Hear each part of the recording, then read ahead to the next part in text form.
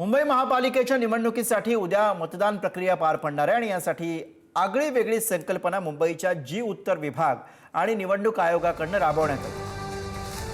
मतदार जेव्हा मतदान केंद्रावरती येईल त्यावेळी त्याला एक स्लिप देण्यात येईल। त्या स्लिपच्या मागे एक रंगाची पट्टी आणि ठिपका असेल। त्यानुसार पिवळा, गुलाबी, निळा, आकाशी, लाल रंगाचं मतदान केंद्र करण्यात आलेलं आहे आणि या केंद्रामध्ये त्याच रंगाचे खास कार्पेट सुद्धा अंथरण्यात आले आणि त्यावरती चालत जाऊन त्या रंगाचा मतदान केंद्रामध्ये मतदानाचा हक्क बजावता येईल। याचा आढावा घेतलाय आमचे प्रतिनिधी धनंजय दळवी यांनी।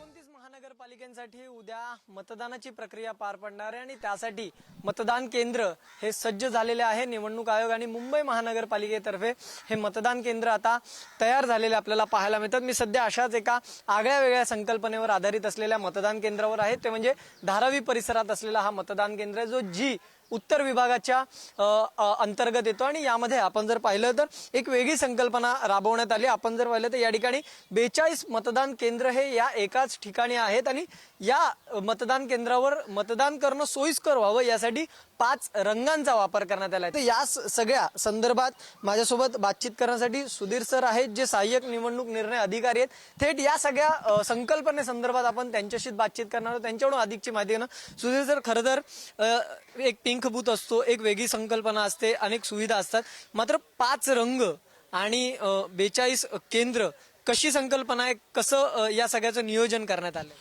आपण इथे कलर कोडिंगची संकल्पना केलेली आहे।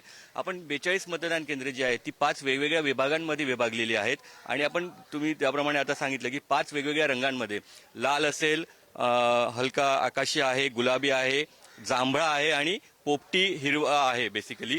तर आपण ज्या मतदार चिठ्ठ्या किंवा वोटर स्लिप मतदारांना वाटतो, आपण त्या या प्रकारच्या मतदार चिठ्ठ्या असतात। तर त्यांच्या मागे जर आपण बघितलं तर आपण एक मेसेज दिलेला आहे की आपले मतदान केंद्र या रंगाच्या विभागामध्ये आहे।